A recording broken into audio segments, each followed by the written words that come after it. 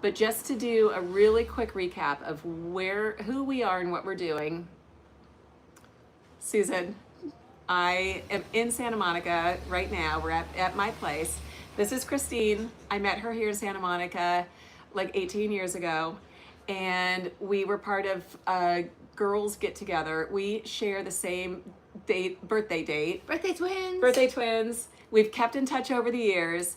She moved to Northern California, got married. She has a son. She is Vietnamese, but has grown up here in the States. And last month, I saw her for the first time in all those number of years when she brought her 10-year-old to Da Nang. And we met up there and said hi, and that was great. Her son ended up on the way home leaving his Apple Watch at the airport on accident in security. So I was able to bring that Apple Watch back to LA, and we just got together today, and we were talking about the differences between Da Nang and Vietnam. And we thought we have a lot of interesting things to share because I've been living over there for 2.5 years, and I just got back to LA. So you go from one world to the other. And then she was over there just recently for the entire month and got back to LA. So we were just shooting the breeze about the differences and the similarities between Da Nang, Vietnam, and LA, or between Vietnam and the States. And if you have questions, let me just, we like the hand language. Awesome. Hi guys, so sorry. We talked away for 10 solid minutes before we realized the sound wasn't on, so really apologize for that. If you have questions, let us know. We are just going to be riffing here for a while, and occasionally I'll come and see if we can answer any questions. But we were talking about money. We were talking about getting cash from an ATM when you land in Vietnam, because it's a cash society. And when you use an ATM, go ahead and use your ATM card. You can withdraw Vietnamese dong by the million, so you're a millionaire. Millionaire. 1 million Vietnamese dong is about $40 US. Always decline the currency conversion on the ATMs and let your bank just convert it at the regular rate. But you want to grab cash from an ATM pretty quickly, because very few places will accept credit cards. Those that do typically pass the 3% fee onto the consumer. So those places that do allow it, you have to pay the 3% fee, but don't assume that a place accepts credit card. And I actually had that issue before when I went to pay a hotel, and they said, after I'd been there like two and a half weeks, and they didn't accept credit card. And then I go to the bank, or I go to the ATM, and I was hit by the daily limit. Yeah. And I couldn't even withdraw enough. Fortunately, I had a friend who I could, PayPal, Venmo, and get cash, but don't make any assumptions, and always have, don't wait till the last minute. ATMs might even be out of money, so. I went to multiple cities for a full month, and I only used my credit card one time. Cash. Cash. Everything's cash. But my hotels were already prepaid, because the sites I used, so it was already prepaid. So, but there is that daily limit. There are different banks with different limits. You can do your research on there are already videos out there which ATMs give the highest limits. But that particular bank always runs out of money. Just want to let you know. Don't make assumptions. Yeah. Expect the unexpected. Plan ahead. Prepare. Have a plan B. That's the best advice I can give for traveling abroad, because you just don't know what you don't know. And nobody wants a surprise. Nobody wants that kind of a surprise. So differences between Vietnam and the US. We were talking about the conversations, like things that, because once you come out of the airplane, first notice the weather is much more humid in Vietnam, but you get used to that pretty quickly. It drizzles, it rains, but in the month of July that I was there, it didn't rain too much, so it wasn't that big of a deal. But it's a nice break for the California drought girl to see rain on a daily basis, or not even daily, but sometimes for like an hour or something. So it's not like that big of a deal. And then once you get out of the plane, you get into a cab, and in Vietnam it's Grab versus Uber, and the conversations that you'll have. And it happened to both Susan and I. Just gonna get this closer. That conversations over there are a lot more blunt, and they address things that we don't necessarily have in the first conversation with people. And we talk about our taxi drivers, but that's who we have more time talking to, because the person taking our order at the restaurant isn't really going to have that long of a conversation. But when you're stuck in the, you know, cab for like 45 minutes with someone, you get to know them a little. And first off the bat is, where are you from? How old are you?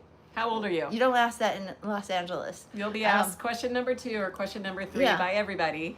How Yeah. old are you? How old are you? And it's completely appropriate. And that's out of respect and figuring out pronouns. In Vietnam, we have a lot of pronouns.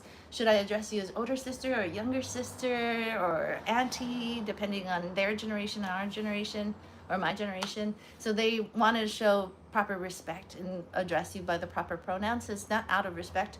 And in Vietnam, they respect older people versus Los Angeles, where we kind of fight aging as much as we can afford. I'm here for the respect. But I love it because I've been traveling to Vietnam for over 20 years, and back then I was in my 20s, and I was always younger sister. So I feel like it's disrespectful because I don't know how old you are, you know. And whereas now I'm always older sister, regardless of where I go, I'm older sister. So I like that a little bit better. In like the Los Angeles me might want to like figure it out, but without disclosing my age. But in Vietnam, I don't care. But they say, how old are you? And then they ask my son how old he is. And then they're like, oh, you had him really late. And you don't say that in Los Angeles. Whereas, because in Vietnam, they have their kids a lot younger, in their 20s versus in their 30s. And I had mine in my 30s, and it's perfectly okay here. Nobody even questions. So we had a question. Somebody said, if money is no object, would you choose to live in Da Nang or LA? So when I left my software career, LA is my home base for years, and kind of using it as my home base and then traveling. I went to Africa, I went to Central and South America, and I went top to bottom, Vietnam and back. And my answer to that question, I'm curious what your answer is it really depends on what's important to you. Your stage in life. Your stage in life. I loved living here in Santa Monica. I loved the beach. I loved the sunsets. I loved Flower Garden. I loved the accessibility to Los Angeles, where everything goes through LA. There's a lot going on, and any tour, any speaker is usually in LA. At the same time, I've done it for so many years, and I went then to Asia, and I thought, I'm loving living in Asia. So I love the tropical weather and kind of beachy. I love even like afternoon rain showers, the humidity. I love massages. And when I first... $8 massages, full body. $8 massages. For an hour. All the time. When I first got there, I loved Asia for all the environmental things that it provided. And it felt like relaxing and peaceful. And people really valued being present and sitting on a Tuesday afternoon playing chess or cards, or people sit at night just conversing and drinking tea and people watching. It's not that go, go, go. Mm-hmm. After I was there for a while, I thought, now I'm really falling in love with the people and the culture. It's more this internal thing that I'm loving. Mm-hmm. The more that I get to know the people and the kindness and the ways that they act and interact, how everything's family oriented and community inclusive, very low judgment, anything goes. I'm like, it feels so free. So I love being in Asia now. So right this very minute, we're sitting here in Santa Monica, which is great. You're staying, you live here, married with a child. I'll be heading back to Vietnam, which right now is my personal preference. There's no right or wrong, good or bad. Very, very different. And I think for me, because education is a big deal for me, and so I think my son has more opportunities here in terms of education, and then American universities and various things and opportunities in his long-term life. But that's why I'm always following Susan, because I have this fantasy of one day, moving to another country or Vietnam and just kind of weighing it out. And there are so many different big towns in big cities in Vietnam that every city has its own flavor. Yeah, that's a good point So too. Saigon versus Da Nang versus Hanoi, they all are very different. And for me, if I were to move back to Vietnam, I spent 3 weeks this past trip in Hoi An because I liked the smaller town that gave me a little bit of a city life. Had all the conveniences, all the stores and restaurants and various things I needed, but smaller, less traffic, safer to cross the street for my Yeah. 10-year-old. So if you're considering moving to Vietnam, you kind of have to maybe stay in a hotel or Airbnb for a while. Definitely. Hop around different towns and see which is your favorite flavor. Like an ice cream store, you gotta try it all. Yeah. Because you can't just. Because I hate Hanoi. I really hate Hanoi. Not my kind of town. But some people don't completely love it. My friends have condos there. They live there part-time of the year. So Yeah, it really depends on the person. I know people who are currently in Bangkok, which I love to jump on a flight from where I live to Bangkok. It's hour and a half. And then there's pad thai and there's malls and there's temples and monks. And I'm like, this is fabulous. But it's very much of a city. So it's a lot more of the hustle bustle, the above ground metro. And then I come back to where I currently am, Da Nang. It's more beach, a little quieter. I go, I love the beach. And then I see my friends in the community. So there's just so many different places. And one thing that is important to me right now, not only is it staying active, for people who are building a business, a lot of people want to be in Saigon or in Bangkok, where there's just lots and lots of entrepreneurs and the rooftop networking events, businesses, high rises. But I also love being in a place where I can bounce around and I could fly 2-hour flight to Hong Kong or a 5-hour flight to Japan and because right now in my life I'm not trying to build a business. I like exploring the world and having a home base that's over there in Asia to be able to explore waterfalls and hiking and travel and people very international. Food. Food.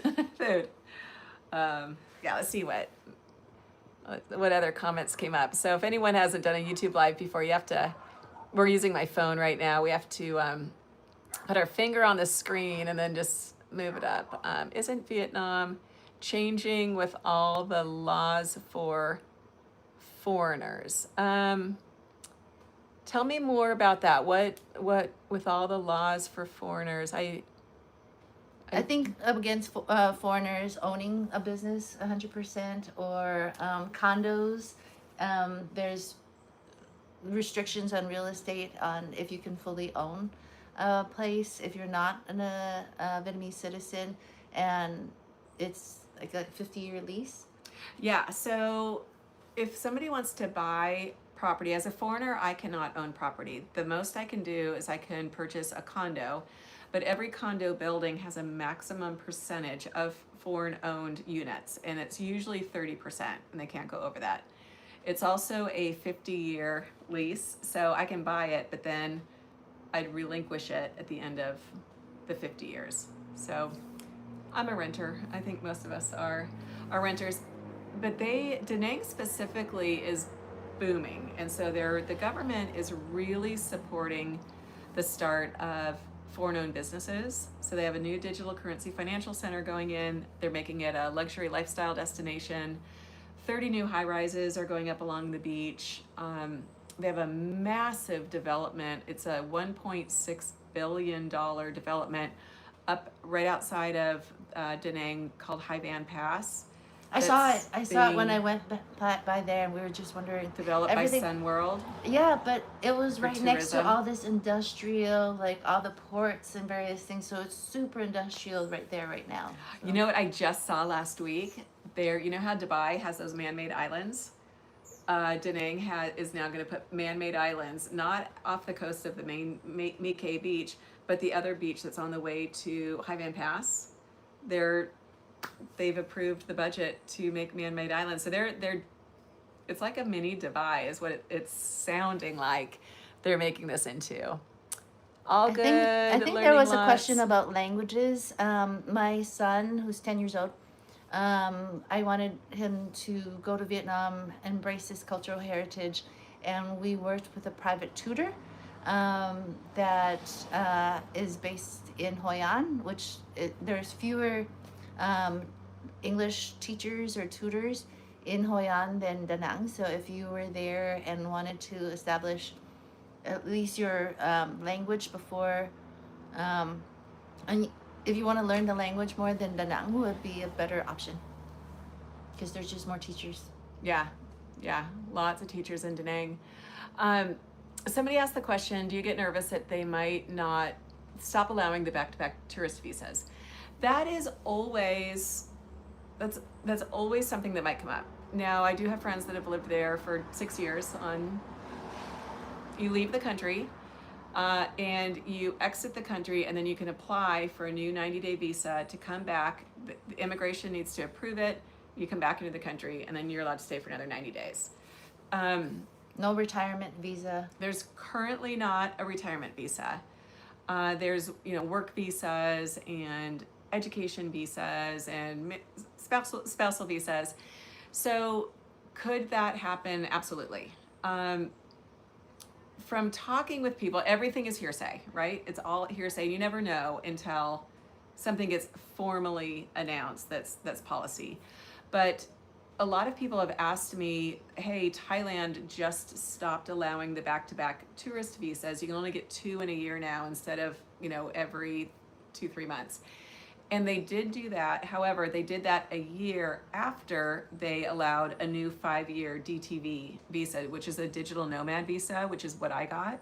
So I can go there back and forth as many times as I'd like during a year. So they first rolled that out. It was available for a year for people to get, and then they started limiting the tourists, which I think was to get people on the right visa. Thailand also has a retiree visa. They had something called the elite visa. So hopefully if Vietnam does start restricting tourist visas, it's after they have other visas that people can move into, but it's up to them what they'd like to do. And I think everybody knows that, and you would pivot to plan B, plan C, and go live in a neighboring country if that's your only option. If they offer a different visa that you can qualify for and you'd like to, then you do that. So I don't think that anything will just be announced that will be a complete rug pull. I'd be surprised by that. I think it would affect businesses, it would affect landlords, it would affect people that are staying there long term, that are really integrated into the society. So it would surprise me, but again, they can do whatever they like, and we'll respect that, and we would pivot appropriately. Let me know if that answered the question. Vietnam's not a democracy. Is the political landscape stable? It's that's a touchy subject because are we really stable here in America right now? So what's interesting to me is, here in the States, if you get onto social media, there's a lot of political discussion. For me, being in Vietnam, unless I want to know what's happening in the US, I have no idea, unless I seek it out. Where here, you're surrounded by it. It's kind of hard to get away from it. It's on the TV. It's what people are talking about at the grocery stores. Over there, people aren't really talking about US politics. They aren't talking about U.S. politics, but I did have a discussion with a local, one of my local friends there, and they just don't pay as much of attention into the political, what's going on even in Vietnam, because it's a one-party system. It's a one-party system. It's a one-party system. They dictate the rules. We just follow it. Whereas here in America, we can protest, we can sign petitions, we could try to get Congress or Senate to pass certain bills to where we feel like we make more of an influence. Like I'm in real estate, so we do advocacy work because we feel like we can make a difference or change that speaks for the homeowners and various things. So it's just one of those things where it, I don't, my personal opinion is that we're not in a very stable political climate right now. And the way we're being perceived internationally isn't stable. So we can't necessarily say, like, which is better. Um, so it's just one of those things where you live your life, follow the rules, and try not to break as many laws as possible. My observation is I thought here people get really invested and emotional about politics. And when I'm over there, nobody I know, even the locals, are talking about any politics. So I'll be in large groups with Vietnamese, with expats. Politics is never on the table. We're all from different countries. People are kind of removed from what's going on in their home country. Vietnamese has the one-party system, so they're just doing their thing. The government's just running the government. Nobody's debating anything. Nobody's discussing anything. We're talking about other things, which I find really refreshing. It's just the whole political discussion is kind of off the table. We're like, we're just talking about other topics that I find more enriching to me. It's exhausting in this country right now. It's been exhausting for a few years. So. Okay, did that answer the question? That said, so one thing that I've noticed also is it is technically a communist country, but when I look around, it looks relatively free, surprisingly, even compared to the US. And what I mean by that is somebody wants to start a coffee cart. They just make a coffee cart, they make coffee, they go out to the street corner, and they start selling coffee. They have a coffee cart. Is it gonna be there tomorrow? Nobody knows. It might be there for a week, then it's gone. But no, everyone's like, oh great, there's coffee. And you could just go buy coffee or fresh squeezed orange juice. You can turn the houses are very similar and they all have the downstairs living room and then back kitchen, stairs to bedrooms. You can turn your living room into a mini mart. You just buy chips and sodas in a cooler and have the doors open. It's a mini mart. So there's little like restrictions and permits and people go, oh, there's the mini mart next door. Now it's, next week they've turned it into a foot spa. It's all right, foot spa. Everyone's happy doing their thing. So I really like that, just supportive encouragement. There's not a lot of like, you can't do that, stop doing that. We thought about living in Vietnam. I've been there several times. I live in Australia, but not being able to speak the language makes me feel a little disconnected from society. Yeah, I've noticed, I think it depends on where you go. More and more people do speak English well. They definitely, a lot of times, they might be shy to speak it, but they understand it. And they can't keep up with the conversation, but they understand what you're saying.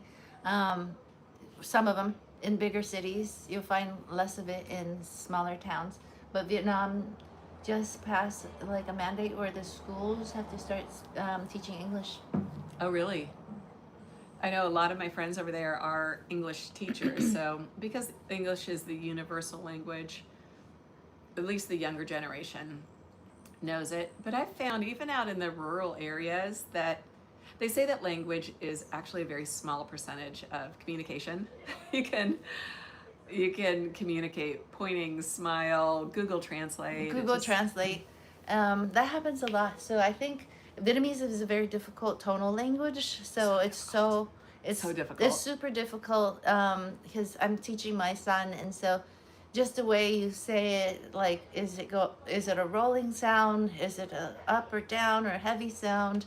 It changes the meaning completely. So I can totally understand that it feels alienating to have that barrier, but at the end of the day, anywhere else you move in the world, you're going to have that language barrier. But there are lots of teachers, tutors, private tutors, online classes that you can join. I know in Da Nang is one of the larger expat communities in Vietnam, and there are like meetup groups that people try to help each other learn the language. And so it's all up to you on how much time and effort you want to learn the language, but it shouldn't stop you from moving there, because the worst that can happen is you move back, or just find Just more shut the doors. expats. So I think language might be a thing, but I will move to Paris in a heartbeat. I don't speak any French.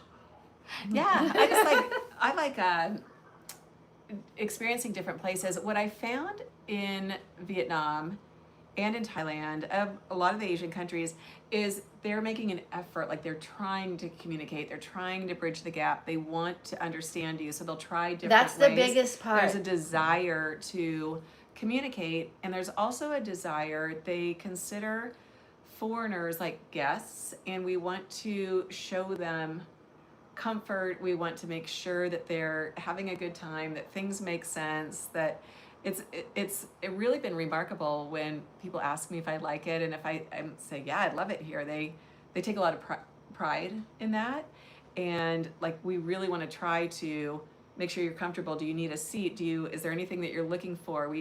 People anticipate the needs of the people around them, especially foreigners. I was at an eye hospital, and I posted a video on this a couple weeks ago, and I'm walking down the hallway, and I'm kind of looking around for the room that I'm supposed to be in, and I have the room number, and I see a doctor jump up from his desk and come running out, like, can I help you? And, oh, okay, I see. Okay, you go down that hallway. And I thought, he's probably looking at me like she doesn't know where she's going. So they run out to help. They don't just watch like, oh, hope she finds where she's going, but really helpful. That's the one big thing about Vietnam, is everyone is very, very friendly, and it's more of a community mentality when you're growing up in Vietnam, and same with within my family here in the U.S. It's much more of a community mentality than the emphasis on individual independence here. Yeah. Whereas we in America celebrate your freedom and your own individual, our expression of yourself, and your independence and ability to do things on your own. Whereas Vietnam is like more showing of support, the family being there, the community being there. Your child runs out in the middle of the street, all the neighbors will do something. Like, my son decided to ride his bike up the ramp in the hotel, and it slammed and crashed sideways, and I'm on my bike, so I can't react as quickly. So the street vendor across the street comes and helps both of us, and that's perfectly normal. Oh, one of the good conversations she already addressed was the sense of community. My son had left his watch at the airport security, and we emailed the airport, and they were actually able to track down his watch, and it was in the domestic terminal. So Susan was going to the international terminal, so she couldn't get it. And she had recommended me to a taxi driver who I've used like 4 or 5 times while I was He's there. now become a friend of mine. Yeah. And I said, maybe I can hire him, like pay him to just go into the domestic terminal, get the watch, and give it to Susan, who's departing like the next day. And he did it, and I offered to pay him money. He's like, no, it's fine, it's a pleasure. I'm like, I can figure out how to like Venmo, or like there's various ways of paying. And he's just like, no, this is perfectly okay. So he goes all the way to the domestic terminal, parks, goes inside, gets the Apple Watch, brings it to me so that I can take it in my bag when I'm leaving on my international flight the next day and bring it back to LA to Christine. Like, that's just the way people are. That's just the way people are. It's very, very consistent. It's not that's amazing, but he doesn't stand out as different than everybody does that. A lot of people do that.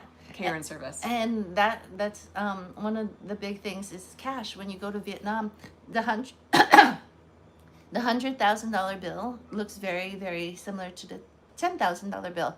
So at night in a car or anywhere at night, you can't see the comma so much, and you might end up giving the wrong bill. But they've always 100% of the time been honest about how much money I gave them, or sometimes I'll show them.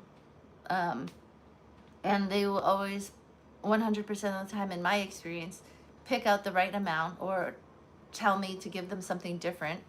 or just correct me and always give me the right amount of change 100% of the time in my experience. I feel like what I've learned from the Vietnamese is they want people's heart to feel good. So I'll ask a question and they don't answer the question with a specific answer. They'll say, what works for you? What is your desire? What would be supportive or helpful or whatever that is, that's what we want to do. That's the answer to the question. And yes, I've really learned a lot that way, that it's not just even hotels, check in, check out. It's a very it's not that strict. It's very relationship It's about the oriented. community and your impression of the community that they're representing each time they interact with you. Yeah. The other thing I was thinking about today that it took me a while to really understand, but it's that people will, okay, so let me just give the example. I think that it's a lack of judgment. Like, I mean, not in a bad way. We we evaluate each other. And so I might not walk out the door wearing something because I don't want to be judged. I will see, say, a guy walking down the street holding a little kid's hand, maybe his wife is walking behind, and he'll have on a large sun hat with a big pink flower on the front. And I remember the first time I saw that, I'm like, that's a lady's hat. And I thought, my brother-in-law wouldn't be caught dead wearing a lady's sun hat. Wow, that guy has a lot of confidence to be wearing a lady's sun hat, like he just probably wants to keep the sun out of his eyes. And that was my first thought. And then my second realization, when I kept seeing it more and more frequently, is there is it's just a hat. It's just a hat keeping the sun out of their eyes. Of an appearance. Nobody cares. So here's the other time I noticed it. I was up in Hanoi and there was a huge drone show happening in the sky that night. So the sidewalks are packed over this lake where there's going to be this huge drone show. It's a misty night. It might rain. There's a group of guys sitting having tea, and as it starts drizzling just a little bit, mind you, it's going to get cold. Like if your head gets wet and nobody has umbrellas, they all pull out clear plastic shower caps and put them on their heads. And I'm like, oh, they're all sitting there just continuing their conversation, 5 guys with clear shower caps on their heads. And I thought, that is so Because they think it's going to catch a cold. They're going to catch a cold if their hair gets wet. And I know that if I was with friends here and it started drizzling, I'd go, hey, everybody, here's a shower cap. People would rather sit there and get wet and be freezing than put it on because it will look silly. And so I'm kind of watching these guys thinking, oh, are they like, oh, we look silly, but we don't care. No, there's no, they might as well have had an umbrella. And nobody was laughing or joking or judging each other. They're just, oh, I thought that's actually kind of brilliant because they're keeping their heads dry. So they're not going to be wet and they're not going to be cold and they're going to be able to enjoy the whole drone show. What a relief. What a relief that you can pull out a shower cap and put it on your head that you have in your pocket without having to, carry around an umbrella or, there's no room for an umbrella because they're sitting off, just along the sidewalk. And nobody cares. Literally nobody cares.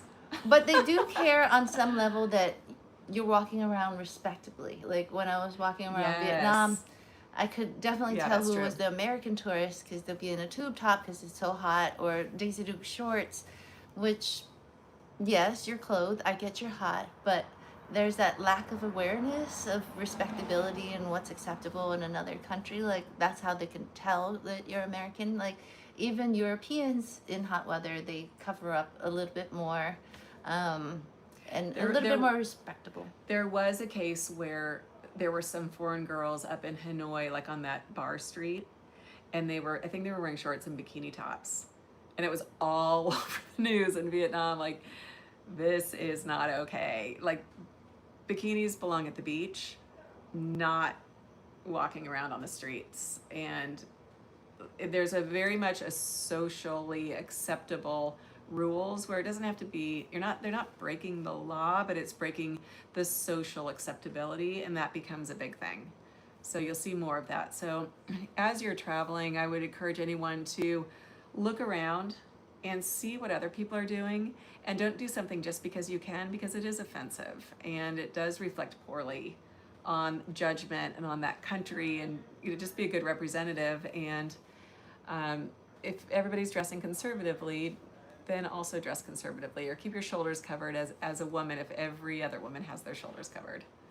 There's always material, like we're both wearing, it's a warm day here in Los Angeles, and we're both wearing, what is this material? Linen. Linen. So there are always more breathable options that you could choose that still is respectable, and you can use it in Vietnam. No one's going to say anything to you, but they'll definitely have their own opinion in their head. And, you know, if you're moving there, try to assimilate to what they're doing as well, just as we expect them to assimilate to us if they were moving here. But that being said, I also noticed that everyone, even though it's July, everyone was covered head to toe. They're afraid of sun damage and skin cancer, whereas the Americans are laying out, trying to get as much sun as possible, and they wonder why they get skin cancer. But like Vietnam, it's like 0.2 percent. I mean, like 0.2 out of 0.2 cases out of 100,000. Whereas Have skin cancer? Have skin cancer in Vietnam. Whereas here in America or California, it's 23 out of 100,000. Wow. Skin cancer wise. So yes, it is hot, but think about what you're exposing yourself to long term. And like with each sunburn, you increase your likelihood of developing skin cancer. So even my friend who's an oncologist had skin cancer on his back. So it's just one of those things where you got to be mindful.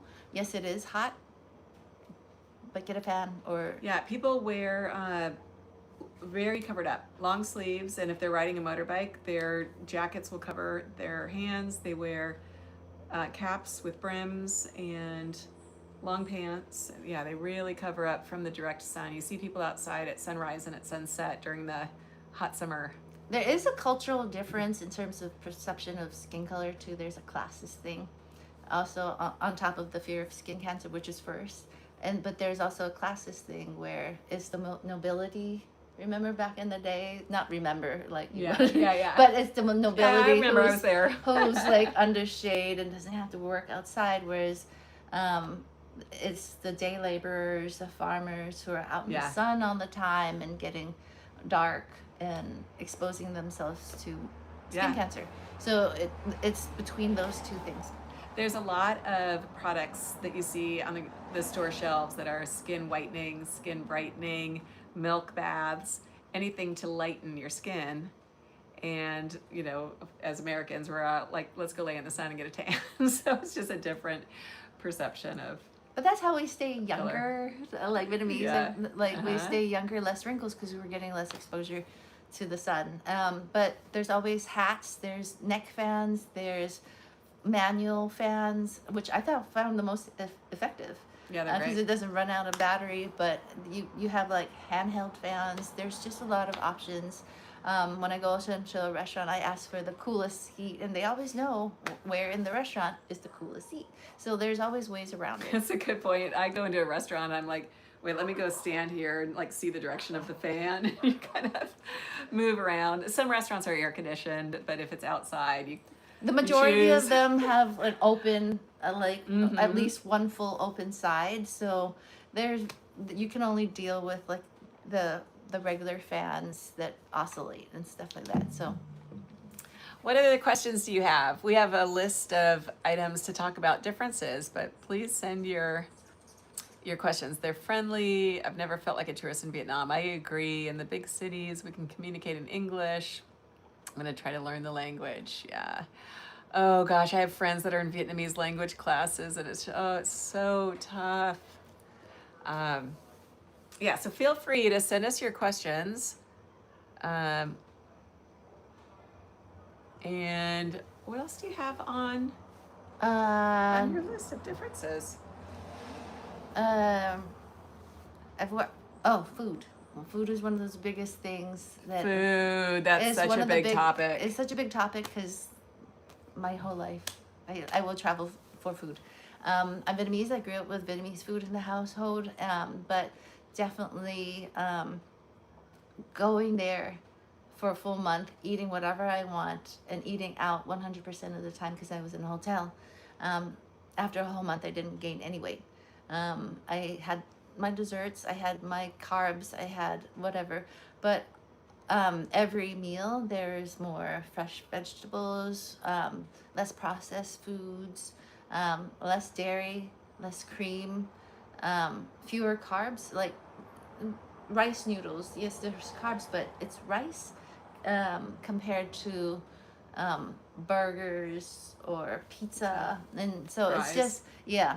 So it's just differences in how proportional the vegetables are. And there were always fresh noodles versus dehydrated noodles. And lots of emphasis on herbs, which is very medicinal. If you look up every herb, like what the health benefits are for digestion, for like my son had a cough and I asked them what I should give him, and all the workers at once gave me the exact same answer. It was honey, lemongrass, and Oh, I love that. honey, lemongrass, and like something one lemon as a tea, and they served it to him.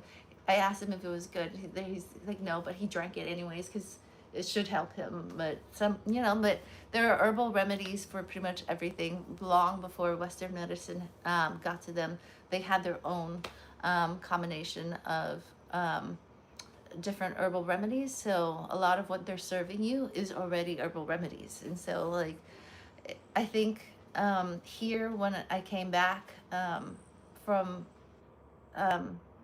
Vietnam, I went to Costco, then I start to notice how much more processed foods and boxed foods and various things were already in the food. And so Vietnamese people are a lot slimmer because of their activity, how much activity they have on a day-to-day basis. Lots of activity. Even like if you're at a restaurant and you need the restroom, oftentimes it's upstairs, and there's no elevators.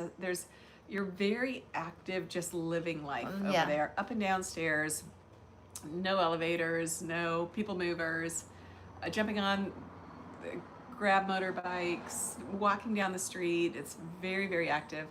I've also noticed with the food, there's no like pastries and Cocoa Puffs and omelets with cheese for breakfast. It's usually a bowl of like a stew, like a little bit of protein, broth, rice noodles, vegetables. And when I'm eating that way, I feel nourished and sustained for hours without snacking, and then I get hungry and I have that again. There's never a time where I feel like I want potato chips. Like that doesn't even sound good when you're having healthy, nourishing food all the time. You're getting hydrated, and those types of foods don't make you crave more of them. You eat until you're full. And one of the things I noticed too is everything's family style. So they put things on the table. You just sit there and laugh and talk, and you just take bites. You might put a little bit in a bowl, or you just eat it directly. So you're not eating this mound of food that you got served, but you are laughing and talking over a long period of time. The portion sizes are a lot smaller. I think you end up eating a lot less. Yeah, portion sizes are a lot smaller, and being that it's given that it's $2 for a bowl, I was tempted to get 2 bowls of different things to have more variety. Dinners are like $2 and $3. But after you finish the first bowl of something, you're already feeling satiated enough not to like get more food, get more snack, get a dessert. And in Vietnam, the dessert is fruit. Like, yes, fruit. There are desserts. There are like all the different out there. Like there are other different foods and pastries. We're influenced by the French.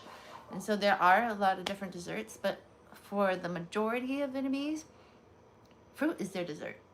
Yeah, that's a lot. Natural At sugar. potlucks, if I go to a potluck, it's why don't you bring dessert? And that's always fruit. And you just swing into any mini mart on any street, and there's mango and jackfruit, durian, pomelo, like a grapefruit. There's Rambutan, lychee, and you just go to the refrigerated section, grab it, run pay for it, take it to your potluck, and it's cold, it's hot outside even. She's so civilized. There's so many street vendors on the side of the street that selling all the same fruit. Or you go to a street vendor. They drive around, the motorbikes full of fresh fruit.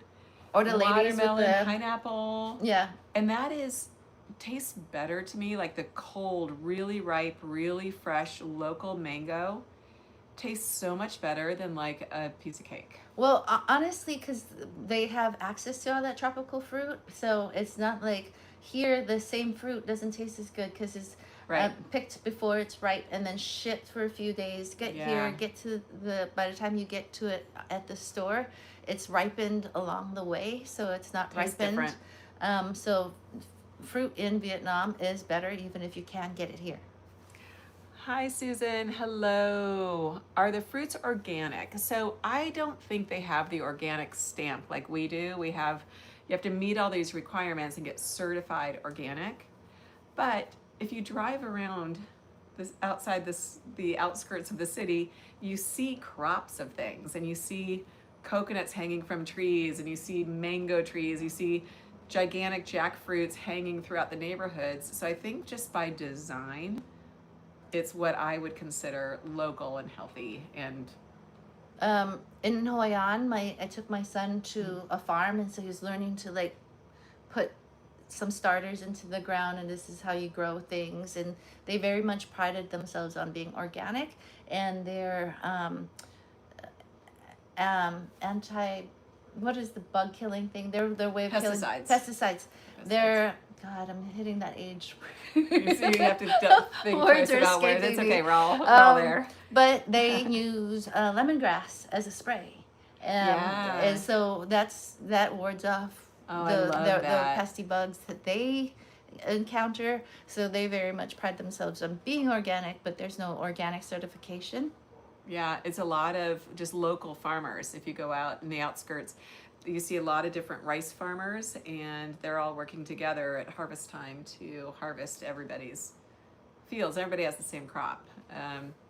So it's less of the huge industrialized imported fruit, which probably everything together is what makes us feel just so good and healthy. I don't intend to eat healthy when I'm there. It's just that's what's there, and that's what's the most abundant. And somebody had said, you're a healthy eater over there, but that's not like the norm, right? And I said, it is. Everybody's eating pho, rice, some meat, fruit for dessert. That's just it's more the exception to go into a store and buy junk food. Vietnam is a haven for vegans, because when a Buddhist, which is a lot of Vietnam, when a Buddhist goes vegetarian, which culturally people do adopt the vegetarian diet, it means they're vegan. It's either you hurt animals or you don't hurt animals. And so there's no like, I'll eat butter, I don't eat, I eat eggs or cheese, or none of that. Like there's no middle ground on picking and choosing what kind of vegetarian you are. When you get to Vietnam, it's either vegan or not. That's it. Those are your choices. But that being said, we've gotten very creative over the years on different substitutes for meat. So you can, like banh mi, they have like vegan ones. You've seen it. Yeah. So pretty much everything does have a vegetarian option. Yeah, lots of different vegan restaurants around where I live. So someone asked if I want to start a business or how hard it is to start a business. Personally, do I want to start a business? I don't, because that just sounds like a lot of work that I don't want She's to do not there to work. I'm retired. So I am enjoying all the activities and freedom and traveling and all those things. I do have a friend that did start a business. She ran a wellness center for a while of her own with Tai Chi and cacao ceremonies, lots of different kinds of yoga.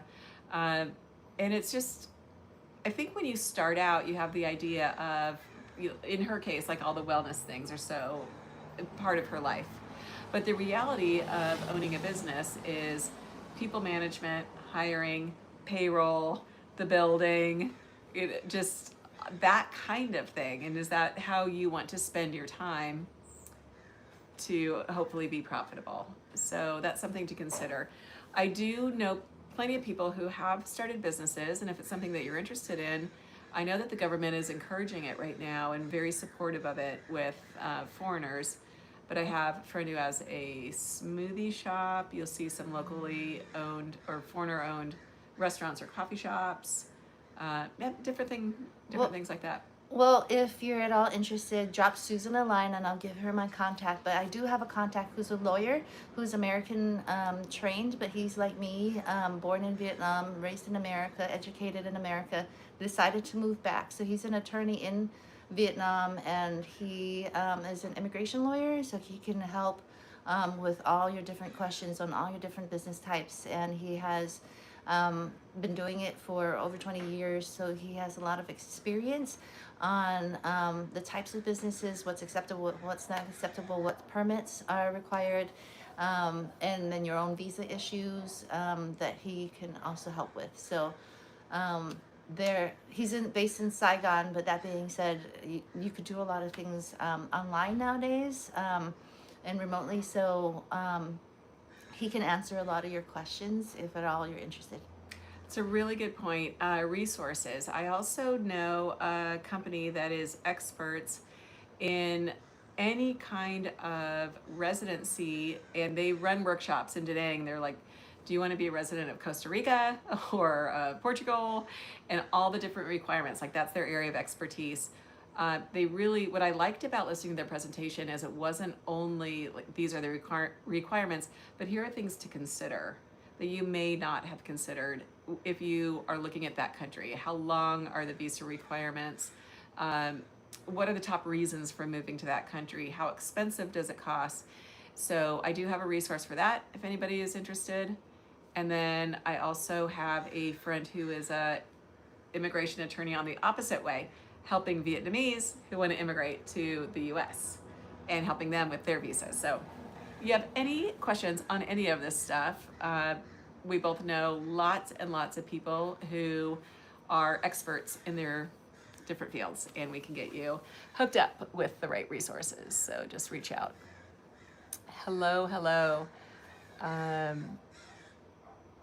And yeah, what I've been really impressed with the government is they've been having, there's different branches of the government, but there's fantastic city Da Nang that is the tourism branch, and they will regularly meet with different groups of us that have been around for a while, and they'll talk about the future of Da Nang and say, we want to make sure that we're also including you. We want to hear what you have to say about this growth, and that we're not overlooking your demographic of people. And you have your own perspective that we want to hear. They are very supportive of events. I have friends that run like the Da Nang Nomad Fest, and the government meets with them and they're like, great, we're here to support you. What do you need? Let's work on this together. It's not they don't create barriers or hurdles, but they more like, let's all work on this together. This is great. So that's been nice to see. I am glad that the government is more supportive of foreigners and development, and it's a real estate boom over there. Lots of properties being developed and construction everywhere, especially in Da Nang. But you can't avoid it. Like every even small town that I've been to has big developments going on, and you kind of have to be responsible when you're thinking about purchasing property, where it is, how it got there. One really sad story I know of is that in Ha Long Bay, I've been on cruises there long before, and there are fishing communities that live on the water full time, and some of those communities the government just took away their homes. Like they can do that. They just can kick you completely out of your home, not pay you a dime. Now you have to live in the mainland because their reasoning was, because of climate change and it being riskier for you to live on the water, and your kids will have more access to schools and various things that didn't happen on the water. So it's just one of those things where they could just make their own decision and clear out a community. But that said, I know of a development of like luxury villas and resorts that is coming to Ha Long Bay, which is UNESCO site. And I'm in real estate. I'm pro development, but I'm also eco-conscious in terms of where you develop, and you can't just kick out a community, can't let them live there because of the danger, and then move in a luxury community in the exact same place and ruin the natural environment. Like if the fishing community's been there for hundreds of years, don't mess with them. That's part of the community. That's part of the landscape already. But like it's sad to see this. But that being said, the harbor where my cruise was departing, I see ghost buildings, meaning like completely abandoned, completely empty. Some of the windows are open, so you know the birds are flying in. There's poop everywhere. It's not maintained, and it has never been rented fully out. No one's ever lived there, and you know you really look this up, and it's Vietnam's property boom that's going on, and potential bust. And there's a lot of real estate professionals within Vietnam who are afraid of this because and forewarning of a lot of these things because developers, foreign developers, as well as Vietnamese developers are interested in the luxury real estate market, which is more profitable for them versus having government subsidized housing, which a lot of Vietnamese people need. And with those developments, the luxury developments, they're going up so much and so fast. And if you think about Vietnam's average wage versus the affordability of the homes that are being developed, it's becoming a mini China problem where the people who built these towns and developments can't afford to live there, but the government regulates that only X amount percentage, like 40% of foreigners can own in a building. And it could have changed. But so you're 60% empty. Area I don't know. Yeah. So it's just one of those things where please be responsible, do your research on where your property is being developed and how it got there. And so it's one of those things that because we're foreigners, we can affect the real estate market and prices a lot for the locals. So at least do your research. Nice. What else we got? Tipping culture? Yeah, well, depending what business. Oh, somebody had said, can you, running a business, vendor on the street, do they have to do paperwork? I don't know the answer to that. Depending on what business you're in. I work remotely, but some companies do not allow for work outside the U.S. It appears you have to have your own remote business to be able to move abroad. You know, it really depends. There's a lot of different types of remote jobs. There are a lot of independent people, like solopreneurs, and they're teaching English online, they're doing drop shipping, fulfilled by Amazon. They might be a coach. They might be, I knew somebody who was, they worked for a real estate appraiser, so they would crunch the numbers during their day and send it back to the real estate company. Once they had all the information, they would create the appraisal. So yeah, there's a lot of US companies that do not allow remote work outside of the US. Like you can work from home, but I think it might have to do with I think it has to do with like taxation, and they just don't want to get into it. But it's company by company because It's company by company. So I met a Moroccan woman who lives in Da Nang. I met her at a coffee shop in Hanoi, and she works for an American accounting firm. So she keeps American work hours, which is completely opposite. Totally from opposite. But that being said, she has a lot of hours in the dark, so she can actually go and enjoy the cooler weather. There you go. Someone asked, is there a middle class in Vietnam? And I can't say specifically, but I will say that the culture there seems to be, it's very homogenous. So you'll see houses are built very, very similarly throughout the blocks and blocks and blocks. They're similar size, similar furnishings, and there's not a lot of emphasis put on your interior design as much as we do here. Where here you have your home is your oasis and it's an extension of yourself, and you choose your colors and your style and all the knick-knack things, and the mirror on the wall and paint color. Where what I notice in the apartments and for in the Vietnamese homes I go to, there'll be basic furniture, white walls, not a lot of extra things, but people aren't living inside their homes. Here we live inside our homes. We entertain inside our homes. We have people over. We go out to a restaurant, but we spend a lot of time in our homes. And I noticed for myself over there, I live outside. And you are in a restaurant, you are They meet friends at restaurants instead of inviting them at home events. often. Even if you're at somebody's house, it's almost like if you are inviting somebody over to, I don't know, your hotel room. Nobody's thinking about what the inside looks like. You're just meeting there to do something, watch a movie, go to a mall. There's I very infrequently am I inside my place just chilling out. Like if I need to work on the computer, I'm doing that, then I'm out. And I think here we come home, we have dinner inside our house, and a lot of times we stay home in the house all evening long. That's not the Vietnamese lifestyle. But in terms of middle class, I think Vietnam has a growing middle class, whereas in America we have a shrinking middle class.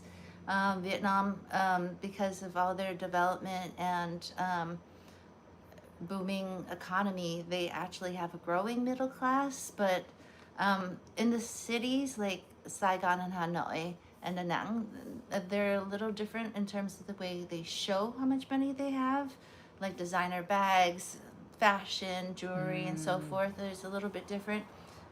For the majority of Vietnam, they're less ostentatious about the way they present themselves. They know a lot of people around them may not be as fortunate, so they're not over decorating themselves. They are more practical in their dress. And so, yes, there is a growing middle class. That's a really good point. Whereas it used to be more poverty before, and when you compare 20 years, it's with the economic development in the last 20 years, there's a growing middle class, but they're not showy as much as the bigger cities. There you go. Tipping culture. Tipping culture. Here in America, we are forced to do 15% plus tax. So it's very confusing for international people, especially during FIFA, that they've discovered a lot of people weren't tipping because they're from most other countries where they are paid a living wage and don't need to rely on tips. Whereas here in America, sometimes it's minimum wage or below minimum wage, because wait staff in restaurants can be below the minimum wage because they will make more in tipping. So they are dependent on tipping, whereas Vietnam, they're they don't expect you to tip, but certain industries and certain people, and I think everyone appreciates the tip, but you're not going to offend anyone like in other countries. And sometimes I was in a luxury hotel and I tried to tip, and they're like, no, don't need. I was in the luxury train, and I tried to tip them. They said, that's okay, thank you. It's included. So it's interesting. So in my experience in Da Nang, I see it a little bit changing with more foreigners coming over. However, when I arrived back there, it was February of 2024. And I was talking with a friend of mine from Hungary who's lived there for 5 years. And I said, hey, tell me about tipping. He goes, do not tip. He goes, actually, that's not what he said. He said, do not bring your messed up American tipping culture to this country. It ruins everything. And he said, just think about it. And I said, well, I responded back and I said, getting a massage and then like walking away and not leaving a tip or not leaving a tip at a table, I'm so used to it. I feel so cringy and uncomfortable. And he said, get over it. Get over it. He goes, don't bring that here. It only causes problems. And I had to sit with it for a while because it feels wildly uncomfortable when you're coming from America. But it helps also talking with people from other countries where they said, what the heck is going on? If something costs 20% more and I'm expected to pay it, just put it on the menu so I don't have to sit there and try to figure it out. Just add it to to the price. But they said there is a incorrect understanding or assumption that the higher the tip means the better the service. And I read this study years ago, and they said it's actually the opposite. I remember going to Europe, and we had the best service, and you just leave the extra change, like you round up. Best service. And I was not receiving that same service. Here it's an expectation, it's part of the price, is everybody's understanding. It's just an unspoken understanding. So where it gets funky is, do you tip 15%? Do you tip 20? Do you tip 25? Who do you tip? What are people expecting? And then it starts to turn the job that people would be doing and the experience from relationship to transactional. And so I was getting a massage one time from a local who had, I guess, heard about tipping. So while I'm getting the massage, she's leaning in my ear saying, please tip me. And that is not making me comfortable during my massage. So I'm not going to say anything to the spa owner because I don't want her to get in trouble, but it just seems to cause so much confusion, hard feelings, upset, somebody didn't tip enough, just obligation. And so now that I've kind of gotten over that hump and I realize you pay what the price is. Yeah. It's like going to like McDonald's, you just pay what the price is. Everybody pays what the price is. It's the common understanding. Everybody's very clear. There's no expectations. There's no weirdness. It feels so refreshing and clear. I love it. I hate it here in LA because here in Santa Monica, Los Angeles, we have like 9% tip. We see it in the bill. So on top of the, at minimum, 15% tip you're expected to give, you're looking at 25%. But now the credit card companies, they give you your bill when it prints out, they give you like 20%, 25%, and you could automatically select on the keypad, and they start at 20%. I'm like, what happened to 15? That's the problem. Yeah, Right? because everybody here pays with credit cards. So I'll go get a coffee and they hand it to me across the counter. They turn it around and it says, what tip do you want to leave? 20%, 25, 30. I'm like, you just handed me a drip coffee. But You know literally, what? like, so This is crazy. where, like, I always wonder, like, where, because now it's literally everywhere it has that tipping thing. So it's like, where do you draw the line? Is it service, or literally you're behind the counter? You're literally delivering me the food that you're supposed to because it's your job. So why should I give you tip on top of that versus? It's so confusing. See how That's really confusing it confusing. is? Where at the person at the grocery store is getting a tip, but the person handing you a coffee is getting 20 to 30%. Yeah. So it's weird. It is really weird and it's confusing. And so I also now really like to see there's a number on a menu, and that's exactly Just the give amount me the that you final owe. number.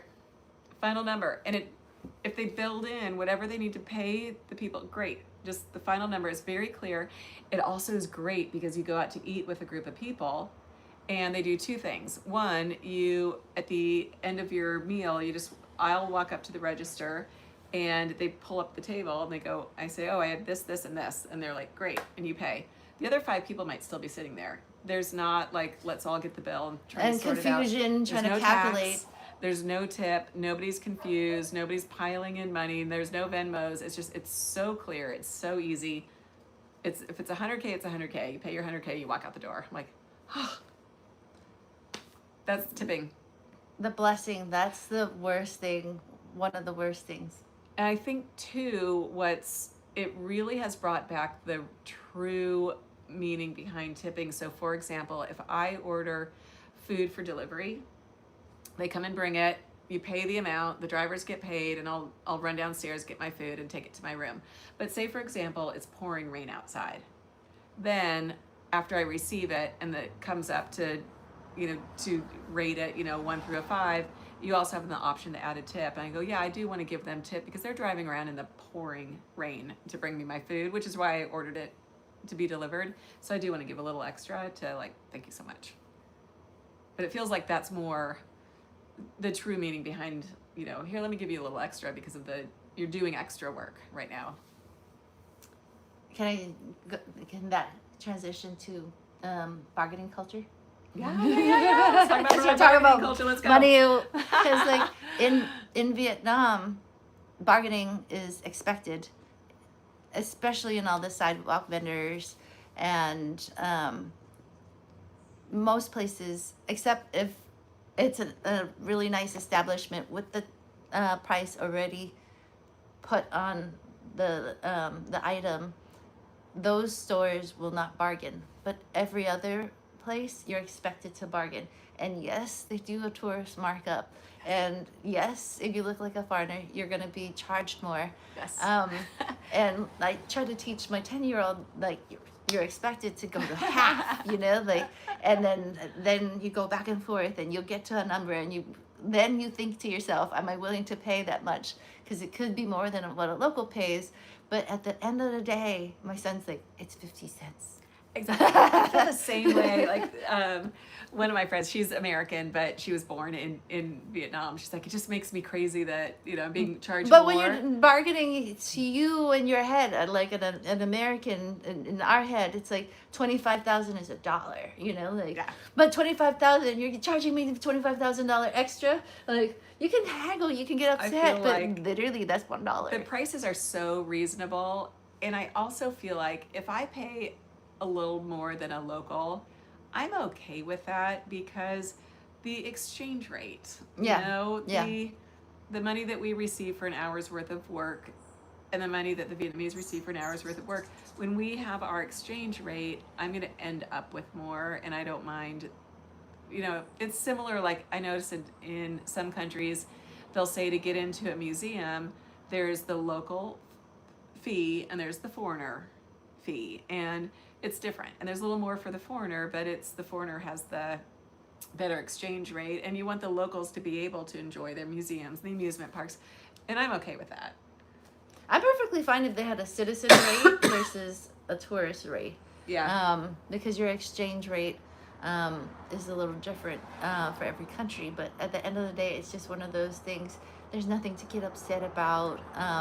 Do your best with bargaining. It is expected, but at the end of the day, if you're really going to be upset with that 50 cents difference and not walk away with that souvenir that you can't get anywhere else, that you paid, over $1,000 for your flight to Vietnam. Yeah. So, yeah, you might go to a market and there's a bag and you're like, oh, I want to, get it for a better price because you know that you're getting a little bit of the touristy price. But yeah, just like Christine said, it's like $2. I'll go $2 extra. Go buy it. Go on your way. Love your bag. Go do your thing. How I logicked it is that I'm bargaining, and then what I save, I often end up giving away to less privileged people. That's great. Like there in Vietnam, there's a lot of older people, or just people selling lotto tickets. I don't even have any idea how lotto tickets run, but if they're older or handicapped and they're selling you little trinkets, that's them trying to make a living for themselves. I've tried to give money to handicapped people and they've rejected it.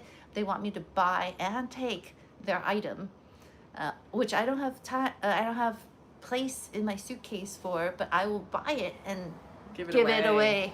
Or like a lot of older women are like selling food on the street that they've made, and I will literally buy it and take it and turn around and give it away to someone else. Just to support them, because they're not begging, and they, you just want to really honor those people that are out there really working to support themselves, especially when they're older, especially when they're handicapped, and be like, thanks for your hard work. That's one other big difference I noticed in at least Santa Monica, Los Angeles versus Vietnam, is that yes, there is poverty levels, higher poverty levels in Vietnam, but it's not so blatant in Vietnam. People are they're dressed, it's generally clean. They're trying to work for their money, however little the amount is. It could be little lighters, it could be like flying little birds, toys and various things. They're trying to make a living, whereas here in Los Angeles, I notice more mental illness and unhoused. Mental illness and drug issues. Drug Sure. issues, and so it's much more noticeable here. Maybe because I live here and know what to look for, but I think other people around the world notice those things, and there's plenty of YouTube videos. Is Los Angeles going to be cleaned up in time for the Olympics? Yeah. So it's just and When are the Olympics here? 2028. 2028. But we just had FIFA. Oh yeah. We just had FIFA here, so we had a lot of different people. But I don't know what the social structure is in Vietnam, but from what I can tell, the family dynamic and the community is much more supportive of that handicapped person, mentally challenged person, Yeah. or like People don't really look the other way, like, oh, that's a problem. Yeah. It gets handled, where I think that's just a little overwhelming, because around here, yeah, you see a lot more of that. It's like you can't really take it on. There's a running joke in the Vietnamese American community. Everyone's got that crazy uncle, So, and what do we do with them? We support him. Like, I have a crazy uncle. And when you're talking about a country who's been through so many wars for hundreds of years, PTSD is the thing. Even if you weren't born that way, you might get that way because of the war. And so there's a lot of empathy and compassion around that. And so there's more family support. And regardless of whether or not you like that crazy uncle, you're going to support him. So we are right now, we're at hour and a half, or over an hour and a half. So I think we're going to wrap up. Thank you for joining today. If you have any last minute questions, let us know. No tips in Vietnam makes you No want to tips. work. Don't do it. Yeah. Nope. No tips in Vietnam. We just keep the prices, and everybody pays the price. Everybody's happy. Everybody knows what to expect. Everyone knows what their paycheck's going to be. It's not this weird, ambiguous thing. If there's no more questions, we're going to wrap up for tonight, and thank you for joining us today here. If you think of anything after this is posted, please leave comments. Thank you, Christine, for joining today and sharing all of your expertise from your point of view, and especially having just been there and coming back. Mm-hmm. It's fun to reconnect, and here we are in Santa Monica. In another couple of weeks, I'll be doing more lives back in Da Nang, Vietnam. Until then, if there's any questions you have, please feel free to leave them in the comments, and we'll see you next time. Do you have anything left? Vietnam is a beautiful country. It's a beautiful country. Lots of wonderful food, very friendly people. Definitely, if you haven't been there, definitely at least travel there. If you're considering moving there, Susan's the expert. Yeah, and there's so many countries around. I'll wrap up with this. It was funny. I was telling a friend that I lived there, and they said, "Oh, where do you live, and what's it like?" And I said, "I live at the beach." They're like, "There's beaches in Vietnam?" And I thought, What? It's Vietnam a coastal is country. an entire coastal country, top to bottom. There's beaches galore, and there's islands and snorkeling. I have to apologize for that person because we're not the world. Like, Americans are not the world's best geography. Yeah, and I think because what we always saw of Vietnam was jungle. That's all we ever saw, and that's the only image people have. But because of all the war movies. Mm-hmm. There's cities, there's beaches, there's rural, there's rice fields, there's charming UNESCO villages with bougainvillea and little Rice terraces, lit up boats, and it's very charming. Very, very nice place. Thanks again for joining. We'll see you next time.